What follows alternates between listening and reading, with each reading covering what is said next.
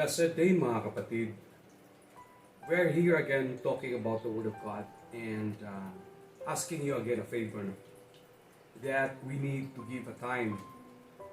A time is very precious in front of God. Why? Yeah, because we cannot buy time, we cannot repay time, we cannot hold time. And it is precious by God because we give this time for us to listen to Him. Amen? And time is the most expensive commodities here on earth po, mga kapatid. Now, ano po ba yung pag-uusapan natin ngayon? What are the things that we need to discuss and God wants us to realize? Yeah, it is a question. How did we encounter God? Yeah. Do we really encounter God? Salvation kasi po mga kapatid is that it's a one-time affair.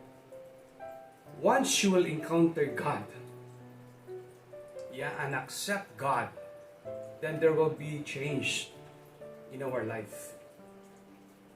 Amen? So, we will know in these biblical passages in the Bible how other characters in the Bible encounter with God.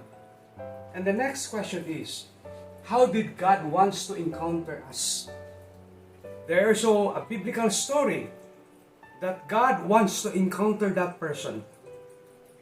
Amen? So this is a big question in our Christian life. Amen po. Kung tayo po ay hindi pa isang Kristiyano, amen po, sana po meron po mga kapatid po na ma-share ang salita ng Diyos to them. And kung tayo po ay mga Kristiyano na, when was the last time that we encounter God and we really accept God in our life? Or na-encounter na ba natin si Lord? Or hindi pa natin na-encounter ang Diyos mismo po? That's a question. Amen po. Titingnan natin in biblical aspects po, in biblical passages. Okay. Here po, this is a very good story. A leper encountered Jesus Christ. Amen. So it is in Mark chapter 1 verse 40 to 42. And it says here, a man with leprosy came and kneeled in front of Jesus, begging to be healed. Yeah. A man, a leper, may leprosy po siya, meron siyang sakit. Yeah, came and knelt in front of Jesus, begging to be healed. At ang sabi niya, if you are willing, you can heal me and make me clean. He said, the leper said. Okay, yung tao na yun po, kung titingnan nyo sa storya po, basahin nyo talaga later on. This guy desired to encounter Jesus Christ. Yeah, why? Because he heard Jesus Christ heal a lot of people that was sick, or even dead. So, naririnig niya yon sa mga taong nagsasabi, oh, ito po si Jesucristo. Siya po ay makapag-heal ng mga sakit. So, narinig niya yon at, at that time po, mga kapatid, yung may mga leprosy na sakit, hindi po basta-bastang makapasok yan sa syudad. They are in a place, amen po, na secluded sila, na they're away from other people po, kasi nakakahawa mo yung sakit nila.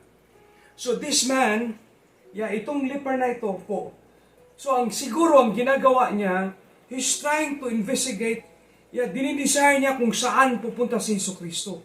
At gumagawa talaga siya ng paraan para ma-encounter niya ang Diyos, si Jesus Christ, the Son of God. So anong pangyayari na nangyayari na? Nakita niya po, na-encounter niya si Jesus Christ. And that is his chance. Yeah, the ultimate chance. Yun na lang po yung gusto niyang mangyari sa buhay niya. Kasi sa isip niya, that's the only chance na ma-heal siya sa sakit na leprosy. So ganun po yung pag-encounter dito, titingnan niyo po. Ano kaya ang ninais niya? Ano kaya ang iniibig niyang gawin? Paano niya ginagawa? Siguro, he came across a lot of challenges. May mga tao, siguro nagtago siya. Siguro nag-observe siya kung saan yung maraming tao at nandun si Jesucristo at natsambahan po niya. At nasulo niya si Jesus Christ. At he kneel, he bow down, he humble himself. He humble himself po mga kapatid. Ang sabi niya rin is begging. Sabi niya, if you are willing, your will be done, Jesus Christ, sa buhay ko. Grabe. Ganon na lang kadesperado ang tao na ito. Pero ano po yung sinabi ng Lord? Grabe kung makikita mo talaga yung actual videos, no? Kasi may mga videos ito sa internet. Ang mga sabi ng mga disipulo, huwag kang pupunta yan, Master. Rabbi, huwag kang pupunta. Jesus, huwag kang pupunta. Kasi mahawa ka. Sabi niya, no. Pinupuntahan niya ang tao na yan na may leprosy. Amen po. At ang sabi niya, move with compassion. Jesus reached out. Reach out, ha? Siya po yung pumunta. And touched him. Hinipo na yung tao na yon na may sakit na ketong. Tapos ang sabi niya, I am willing. You see, he said, I am willing. Sabi niya, be healed. Anong nangyari? Instantly, the leprosy disappeared and the man was healed. Ito po yung isa sa mga encounter na nakita natin sa Biblia. How did this guy encounter Jesus Christ? He desired, pinaplano niya, gumagawa siya ng paraan, whatever it is, whatever challenges he faced, bahala na para lang siya makapunta ni Jesucristo. Ganon din tayo mga kapatid, Bakit po? Ano po yung sitwasyon niya? Wala na eh. Talagang binibilang na lang yung panahon niya na mabuhay sa mundo. So ganon po pa-encounter niya sa Diyos kay Jesucristo. Wala na kasing pag-asa. Sa tingin niya, the only way na ma-receive o ma-heal yung sakit niya is only through Jesus Christ. And he believes because ang dami ng mga sabi-sabi eh. Amen po. Kaya isa ito sa mga ehemplo po, example, na how are we going or how did we encounter Jesus Christ in our life. In his life, as a biblical testament, he encountered this.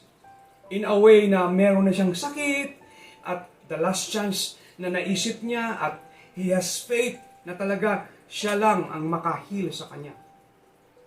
Of course naman pag siguro tayo rin ang nasa sa part niya po at that time, so tayo po ay maniniwala po na lang. Pero hindi po. Ang leper na ito po talagang he has faith po kasi naririnig siya sa mga tao. Ang dami nang sinasabi na siya po ay makahil ng mga sakit. And he believed that Jesus Christ can heal him.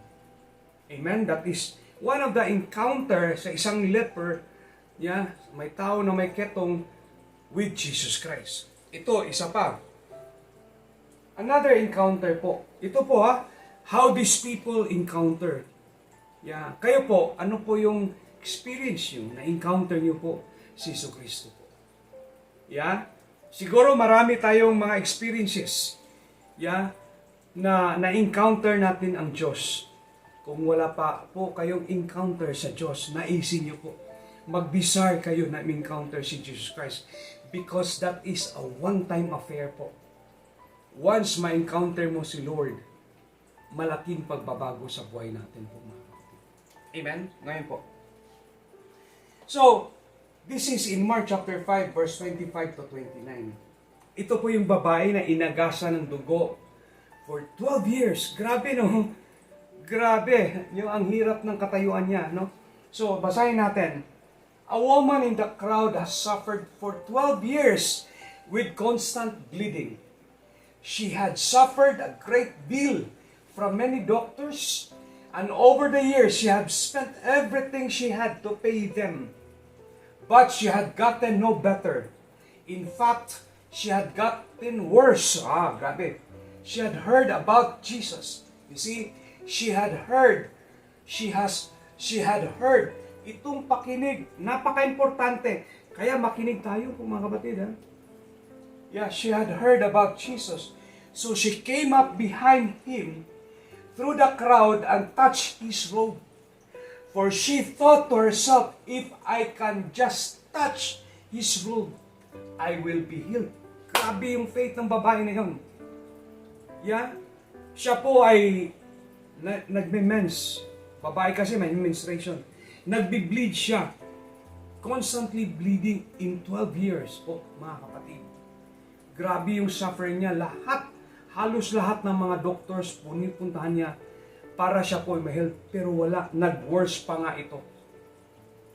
Pero because of what she heard from other people, that Jesus Christ can heal. Yeah, there will be miracle na mangyayari. So ang nangyari po, naniniwala po siya. Dahil sa pakikinig niya, at maybe deep inside, kagaya din siya ng may ketong na tao, isang leper. Yeah, wala na siyang pag-asa except this one. Amen po. Ano pong nangyari? Ano pong sinabi niya? It was crowded po. Marami pong tao nakatouch ni Jesus Christ. Okay, marami pong kasama-kasama ni Jesus Christ. Sabi niya, if I can just touch his robe, I will be healed. Yeah, immediately when he touched the robe, yung laylayan ng robe ni Jesus Christ, yung damit niya po, yung laylayan lang na-touch yung babae na yun po. Anong nangyari? Immediately the bleeding stopped. And she could feel her body that she had been healed. Her terrible condition. Grabe! Ganun na lang ang paniniwala, pagtitiwala, yung faith ng babae noon po. Yung babae na yan. Grabe po, no? So mga kapatid, ganun ba yung faith natin? Ganun ba kataas yung paniniwala at pagtitiwala natin sa Diyos? Siguro nagtitiwala na lang siya. Nga, kasi wala na siyang chance. Wala na ibang paraan. May mga taong ganun. Yeah? Kagaya ng leper, kagaya nito, may mga taong ganun na wala na tayong ibang puntahan kung hindi ang Diyos. Pero dahil po sila po ay nako-convince dahil sa pakikinig nila po, yeah, their faith grows. Importante pala ang pakikinig, no? Importante pala ang salita ng Diyos na pakinggan natin, na bigyan natin ng time. Look at these two. Yung tao na may ketong at yung babae na inagasan for 12 years. Look at them. Yeah, they are pushed in the wall. Wala nang pag-asa and they believe that Jesus Christ could heal them. Amen po. Sa kanilang pakinig, naririnig nila, ang dami pong milagro na gawa si Jesus Kristo. Their faith, their hope arises in their life. Nag-arose yung hope na meron palang paraan na mabago, yeah, na ma-heal. Yeah, gumaling yung katayuan ko, gumaling yung sakit ko. Yeah, meron po. Merong Diyos na magpapagaling sa atin. Amen po. Pero sometimes in our life, ayaw natin kasi hindi pa natin naranasan na meron tayong ketong, meron tayong leprosy, meron tayong agasan ng dugo for 12 years. Hindi natin naranasan na ngayon. Pero itong mga example sa Biblia po, nararanasan nila. So these are examples how they encounter God. Ganon din ang ginawang babae ito po, mga kapatid. Ninais siya, gumawa siya ng paraan. Grabe, kung nakita mo yung video na ito po, mga kapatid, gumapang yung babae para lang mahawakan niya ang laylayan ng damit ni Kristo. Nung nahawakan niya po, dahil sa kanyang pananampalataya, she was healed po. Amen? Grabe yung ma-encounter nila po, mga kapatid. Yeah? Grabe yung mga gusto nila na ma-encounter talaga si Jesus Christ. Tayo po ba, ninais ba natin na ma-encounter ang Diyos? Tayo po ba, ninais natin na makinig sa salita ng Diyos? Because right now po, yeah, wala mang person, walang tao na pagkatao ni Kristo na nakita natin, na ma-encounter, marinig natin siya personally, wala eh. Ito naman po, mga kapatid, yeah, isang encounter na sasagot sa ikalawa nating question. How did God wants to meet us or to encounter us? Ito po yung storya ni Paul, no? Tingnan natin po. Okay, si Saul kasi was named Paul after he accepted Jesus Christ. But his original name is Saul. Ito po yung pangyayari na ibang encounter din na makikita natin sa Biblia. Ito po yung buhay ni Saul or ni Paul. Si Saul kasi was born in Tarsus, presently Turkey. More or less, halos pareha sila. Year ng birth ni Jesucristo. But Saul was a well-off family, hindi sila medyo may kaya yung pamilya niya. So si Saul at the early age, I think 7 years old, pinapadala na siya sa Jerusalem, to study Judaism. Until such time, Paul became a Pharisee. At si Paul po ay isa sa mga persecutor sa mga Kristiyano that time. In fact, Paul, siya po yung nag-orchestrate para mapatay si Stephen po. Ito po yung storya when God wants to encounter the life of Paul or Saul. So ito in Acts chapter 9, verse 3 to 9, sabi ito, as Saul, as he was approaching Damascus on this mission, a light from heaven suddenly shone down around him. He fell to the ground and heard a voice saying to him, Saul, Saul, why are you persecuting me? Who are you, Lord? Sabi ni Saul. And the voice replied, I am Jesus, the one you are persecuting. Now get up and go into the city, and you will be told what you must do. The man with Saul stood speechless, for they heard the sound of someone's voice, but saw no one. Saul picked up himself up off the ground, but when he opened his eyes, he was blind. So his companions lead him by the hand to Damascus. He remained there blind for 3 days and did not eat or drink. So this is what happened when God wants to encounter Saul. Binulag si Saul. Amen po. Binulag po siya. Saul kasi, he persecuted a lot of Christians po. So, ngayon, God wants to encounter him. For what reason? Ito. So, ngayon po, nandun na si Saul sa Damascus. Si God po, si Jesus Christ, nagsabi doon. Amen po. God said to one of the Christians, actually si Ananias ang pangalan niya po . So I believe, in the story po, si Saul po, pupunta sila sa Damascus also to persecute. And one of the leaders is si Ananias. Pero God is good. Amen po. Instead, Saul persecuted to the group headed by Ananias. Si Ananias ngayon ang ginamit ni Lord to baptize Saul. Amen po. So, sabi ng Lord, go! Sabi ni Lord, but the Lord said to Ananias, go! For Saul is my chosen instrument to take my message to the Gentiles and to the kings as well as to the people of Israel. And I will show him, grabe I will show him how much he must suffer for my name's sake. Si Saul pala ay chosen. God chose him as an instrument to preach the gospel to the kings, to the Gentiles, and to the Israelites as well. Bakit kaya sinabi ni Lord, he must suffer for my name's sake? Siguro consequences na ni Saul for doing this, to persecute Christians. Kaya mga kapatid, delikado para tayo, Do not persecute Christians, lalo na yung mga Kristiyanong totoo. Amen po. So, ibang encounter dito, sa part ni Saul, different from the leper po, at yung babae na inagasa ng 12 years. Ito naman, God wants to encounter Saul. God wants to encounter sa buhay natin. Ngayon po, anong nangyari? So, Ananias found Saul. He laid his hands on him and said, Brother Saul, the Lord Jesus who appeared to you on the road has sent me so that you might regain your sight and be filled with the Holy Spirit. Instantly, something like scales fell from Saul's eyes and regained his sight. Then he got up and was baptized.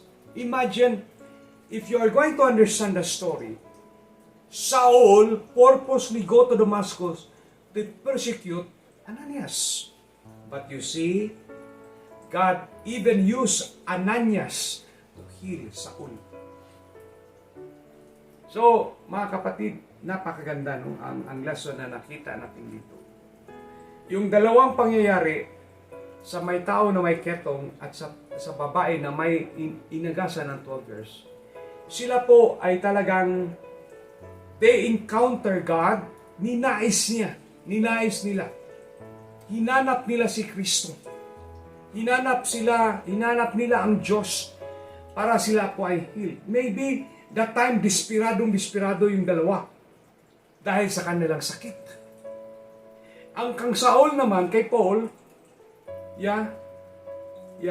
hinanap po siya ng Diyos para gamitin niya sa kanyang gospel.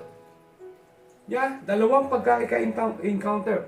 Paul was a very well-off family, wala siyang problema. Pariseo siya. Wala siyang problema sa pagkain, wala siyang problema, whatever he wants, he can get it. But, yun lang, kasi pinipersecute niya ang mga Christian. Kaya ginawa ng Diyos, binulag si Paul. Amen. So, may dalawang question tayo before. Yung isa, nasagot sa dalawang passage ng Biblia, yung may ketong at saka yung babae inagasan, sila po ay dinidesire nila makita si Lord. Pero naman si Paul, dinidesire ng Diyos na hanapin si Paul. Kitang-kita naman ng Diyos eh. Pero pinaranas ni Paul na gusto ng Diyos na ma-encounter niya ang Diyos sa buhay niya. You see that? Ngayon po. Sa lesson na yan po mga kapatid, ang ibig kong sabihin dito po, it is important to encounter God. Kasi yun po yung ninais ng Lord. Yun po yung ibig na Lord na ma-encounter natin siya. God desires, in 1 Timothy chapter 2 verse 4, God desires to save us and to know the knowledge of the truth. Amen po. Yung dalawang ehemplo po, yung may ketong at umabay, dinidesire nila po dahil desperado na sila eh. Wala na silang pag-asa at narinig nila na merong tao na nagpapagaling sa kanilang sakit. Yun po si Jesus Christ. Ninais sila, ginawa ng lahat nila para lang makapunta kay Jesus. Ganoon naman ang buhay ni Paul, gumawa ang paraan si Lord para makilala siya sa buhay ni Saul or ni Paul. Amen? Pero ang gusto mangyari po, kailangan natin ma-encounter ang Diyos sa buhay natin. Now, ang tanong, na-encounter na ba natin ang Diyos? Amen po. Kasi God wants us to encounter Him. Alam niyo mga kapatid, God is knocking in our heart daily po.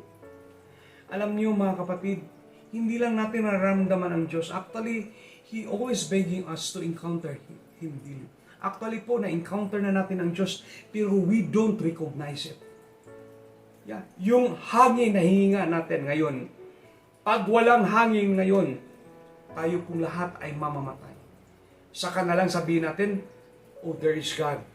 Because wala ng hangin tayong mahininga. Lord, pahingi ng hangin. Hindi po ganun. Bakit po? We don't know God. We don't encounter God. Sa anong paraan naka-encounter silang lahat sa Diyos? May salita. May nagsabi. May salita na narinig nila. Si Paul naman, may sinabi sa Ananias. May sinabi ang Diyos sa kanya. Merong nagsasabi. Kaya tayo po, para ma-encounter natin, makinig tayo. Pag tayo naman ang naka-encounter na sa Diyos, dapat sinasabi natin. Dapat pinipreach natin. Dapat sinishare natin. Huwag nating hintayin po mga kapatid ang nangyayari nila. Ang dalawa, ang isa may kitong, ang isa merong inagasan ng 12 years. Si Paul binulag, wag na sanang mangyayari sa atin po, mga kapatid. Now, ang tanong, paano ba natin ma-encounter ang Diyos? Ma-encounter natin ang Diyos, mga kapatid. You see, the three of them, ang anong pong nangyari, meron silang narinig. Meron silang natanggap na balita, the good news, at sila po ay tumanggap. Amen po. Yeah? Tayo po, nagpipreach, marami pong taong nagpipreach, maraming nagsishare ng salita ng Diyos. Tinatanggap ba natin? Na-encounter ba natin ang Diyos sa pamagitan ng pagtanggap, sa pamagitan ng magtitiwala, nanampalataya tayo sa salita ng Diyos? Naniniwala tayo sa sinasabi ng salita ng Diyos? Tayo ba ay ganun? Some of us, okay, kunwari na tayo po ay Christians. Kunwari po umaatin tayo ng simbahan. Kunwari umaatin tayo ng Bible study. Kunwari nakikinig tayo sa YouTube at nakikinig tayo sa tao na nagsasalita ng Diyos. Pero hindi natin tinatanggap buong puso. Huwag nating hintayin sa nangyayari sa may tao na may leprosy, sa babae na inagasan for 12 years, kay Paul na binulag. Wag nating hintayin. Kasi ang Diyos, gagawa siya ng paraan para ma-encounter natin siya. Para tayo po ay maisalba, maisave po. Gagawa ang Diyos. Alam nyo, kung may pangyayari sa buhay natin na hindi maganda, isa lang ang tandaan nyo. Gusto pong makipag-usap si Lord sa buhay natin. Ngayon po, sa pamagitan ng mga salita ng Diyos, sa pamagitan nito po ay nangungusap ang Diyos sa buhay natin. Amen po. Nangungusap ang Lord. Kaya, tanggapin natin ang salita ng Diyos, i-research natin, babasahin natin ang mga sinasabi ni Lord ngayon, and try to investigate who God is. Kasi hindi tayo magtitiwala at maniniwala kung hindi natin totoo makilala ang Diyos, kung ano po yung magagawa niya sa buhay natin. Amen po. Kung may time lang pa tayo, nabigyan natin ng chance ang Diyos na makinig tayo sa Kanyang salita, there will be changes in our life. You see, what will be the effect? Sabi dito, the effect of our life after we encounter God. What will be the effect? It's not question mark, sorry. It is apostrophe. It should be, a period. It's a statement. The effect of our life after we encounter God. What will be the effect? Ang effect po ito. This means if we encounter God, this means that anyone who belongs to Christ has become a new person. The old is gone, the new life has begun. You see, anong nangyari po sa leper? Anong nangyari sa babae? When they encountered God, instantly, God, Jesus Christ, healed them. Instantly. Because of what? Of their faith. Because of what? Nakinig, narinig, at naniniwala sila sa kanilang narinig. They have faith in God. At huwag nating hintayin na meron tayong leprosy, agasan tayo, magkasakit tayo for 12 years, o bubulagin tayo na kagaya ni Paul. Huwag nating hintayin yan, mga kapatid. God is good. He gave us always a chance. Amen po. Now, if we encounter God, ngayon kayo po, if you truly encounter God, you changed already. Nagbago ka. Yung lumang mong pagkatao, hindi mo na ginagawa yung mga lumang ginagawa niyo na masama. Naging mabuti ka. Nag-change ang ating pag-iisip. Nag-change ang ating paningil. Nag-change ang ating bibig. Nag-change ang ating gawa. Nagkagaya ni Jesucristo na. Nakuha niyo po, mga kapatid. Yun ang epekto if we truly encounter God. Naging mabuting tao tayo. Gumagawa tayo ng mabuti at matuwid. Hindi na tayo gumagawa ng kasamaan at masama. Kung hindi pa yan nangyayari sa buhay natin, at walang pagbabago sa buhay natin, we don't encounter God in our life. Kung ano kayo before at hanggang ngayon, umaattend kayo for 15 years, 20 years in a church at walang pagbabago sa buhay natin, we never encounter God in our life. Because once na-encounter natin ang Diyos, meron pong pagbabago. You see, the old life has gone, the new life has begun. May pagbabago po mga kapatid. Kaya kayo mga kapatid, isang Kristiyano tayo, kung tayo po ay isang Kristiyano ngayon at na-encounter natin si Lord, share it to other people. Share the good news. Share your encounter with God. Share your experience kung gaano kaganda, kabait ang Diyos sa buhay natin. Do not be shy to share the Word of God. Ang problema natin, we don't have the guts, we don't have the courage. Kaya sabi ni Lord kay Joshua, be courageous. Be courageous. Yeah? Be strong and courageous. Amen po. Sabi niya, meditate the Word of God day and night so that you will follow what is written on it. Then, you will become prosperous and successful. Amen po. Pag tayo po nakilala natin si Lord at kilala tayo ni Lord, our life will never be the same. Wala akong nakilala na totoong Kristiyano na naghihirap sa buhay po. Yeah. Marami akong kakilala na totoong Kristiyano na mabuti, masaya. There is hope sa buhay nila. At sila po ay ginagamit. Yeah? Ginagamit sila sa Diyos to preach, to share the good news. Amen? Now, what will be the reward kung tayo po ay ma-encounter natin si Lord at tatanggapin natin si Lord? Number one po, yung buhay natin sa mundo, meron pong kapayapaan. Merong pagmamahal. There is understanding whatever happens to our life because it's normal here on earth. There will be problems, there will be challenges, but there is peace when we are in God. There is understanding when we are in God. There is self-control when we are in God. And the most important, if we are remain faithful at nagtitiis tayo hanggang kamatayan, we will harvest the crown of life. We will harvest eternal life and heaven. Amen po mga kapatid. Again po, tanong, did we encounter God in our life?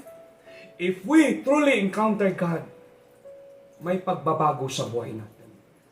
Amen. Pag hindi na bago buhay natin, mentally, okay, the way we see, the way we talk, the way we act, pag walang pagbabago, naisin natin. I-desire natin na ma-encounter natin ang Diyos. Once ma-encounter natin ang Diyos po mga kapatid, we will never be the same. Our life will be successful. Our life will be prosperous. Our spiritual life will be having a hope na makapasok tayo sa heaven and have eternal life. Naisin natin mga kapatid. Alam niyo mga kapatid, pag na-encounter natin si Lord, hindi tayo mag-stop to share the Word of God. Even people will ignore us. Even people will not listen to us. But we will not stop if we encounter God. Because that is Christ live in us already. Galatians 2:20. And this is what God wants us to do. To save by His truth. 1 Timothy chapter 2 verse 4. Yeah. God desire. Ganon din ang dinidesire natin ngayon. Na ma-save ang tao and to know, and to let them know the knowledge of the truth. Amen? Naisin natin mga kapatid, na tayo po maka-encounter sa Diyos. Kung hindi pa natin ma-encounter ang Diyos, tumingin ka lang sa paligid po. Yung hangin na hininga natin, that's already encountering God. Because if God remove the air, tayong lahat po ay mamatay. Na-encounter na natin ang Diyos po mga kapatid, but we just don't recognize it. Kasi hindi natin kilala ang Diyos. Naisin natin, i-desire natin, kilalanin natin si Lord. We can encounter God if we have this. If we have this, we have the heart and we have our ears, we have our eyes to see the truth, especially to the Word of God. Amen? Sana po meron tayong nakukuha sa araw na ito. Sana po. Nawa po na everyone in good health, and I pray for your life. In Jesus Christ's name. God bless you po. God bless you.